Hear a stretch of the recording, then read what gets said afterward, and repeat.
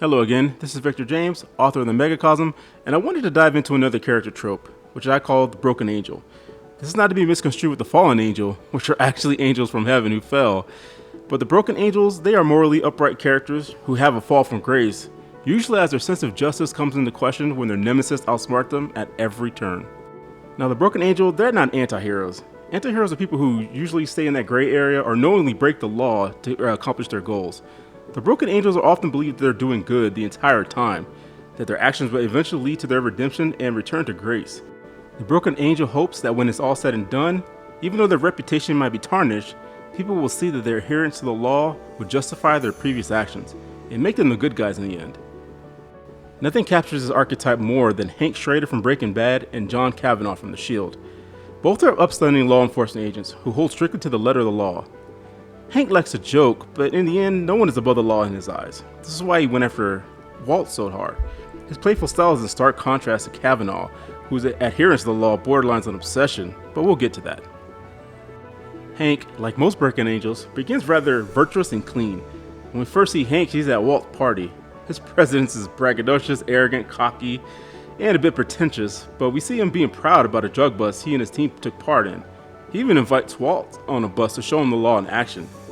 Yes, he's again bragging about his position while doing so, but this is still while upholding the law, and this is the essence of the broken angel, that they begin squarely on the side of right. But usually there are events that begin to taint the broken angel, and this begins his fall from grace. With Hank, he never saw the big picture, and was outsmarted time and again by Heisenberg, who he began to obsess over, even as evidence mounted and no one in the DA believed him about this arch-villain. When Hank took down Gus Fring, he was almost disappointed when he thought Gale was the Heisenberg he had been chasing. He was not fully fulfilled by the revelation his bad guy was just a simple scientist. And not until Walt foolishly gave him a lifeline.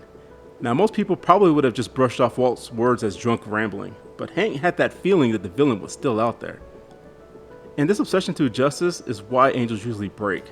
Once Hank realized that Walt had been the villain all along, you see him having a crippling panic attack, and you can only imagine the string of humiliations that ran through his mind, with Walt as Heisenberg outsmarting him time and again, while also putting his life in danger on multiple occasions.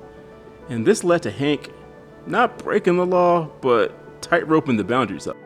I'm not a lawyer, but had Walt been captured and taken into custody, many of Hank's actions probably would not even held up in court.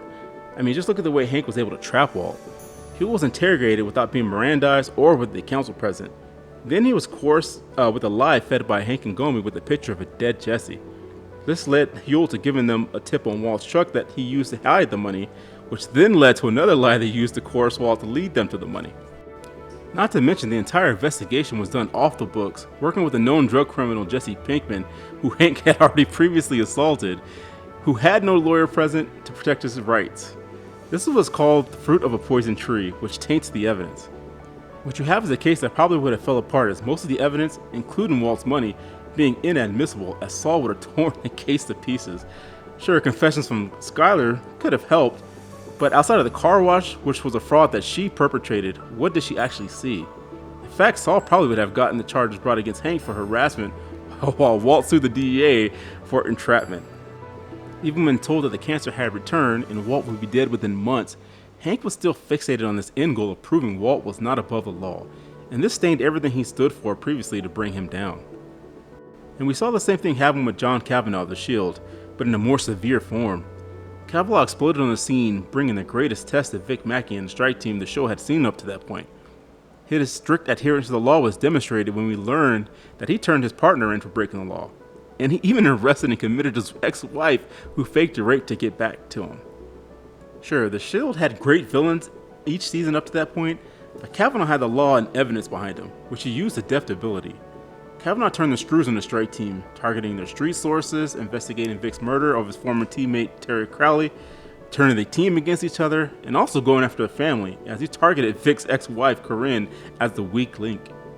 But once again, the villain outsmarts the broken angel, with Vic and his team slipping out of Kavanaugh's traps and even setting traps themselves to muddy the investigation. You know what he did yesterday?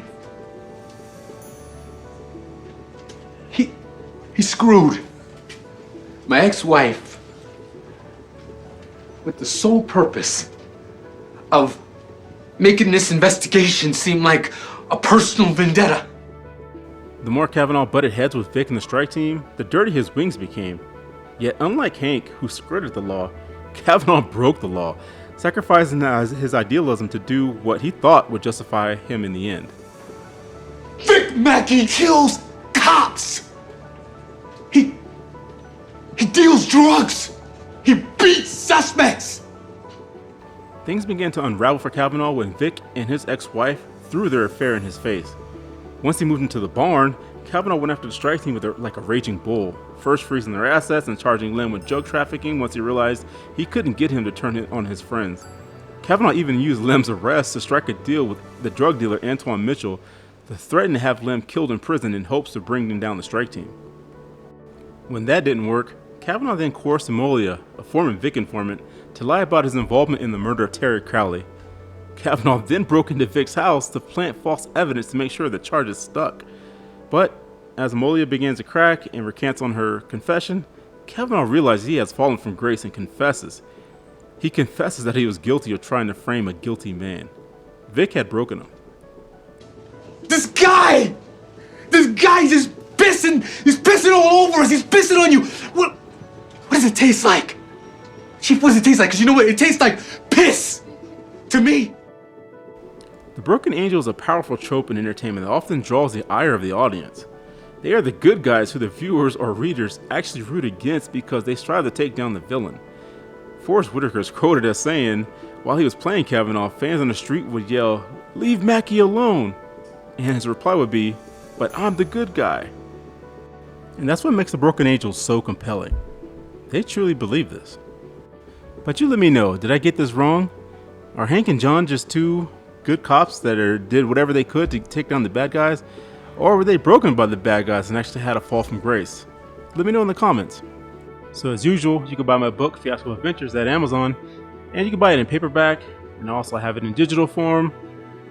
You can also buy it from my store. I never talk about this, but you can buy it from Ingram Spark, directly from where I publish my books. You can get it there at a discount, which is way better for me because I cut out the middleman and I make more money. And you can also go to my website, Fiasco Adventures, where I have my short stories.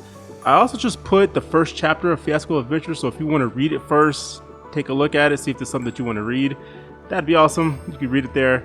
You can also read it on my Substack, where I have more of my stories, and I have more chapters. But go ahead and buy Fiasco Adventures. This is the first book in the Megacosm. It's about a down-on-his-luck hero named Fiasco, who's going after the woman of his dreams, and things just don't work out as well as he's planned. That's all I want to give away for the story. You can read the first chapter and just take a look. And that's all I got to say right now. God bless you and keep you. That's it. I'm done.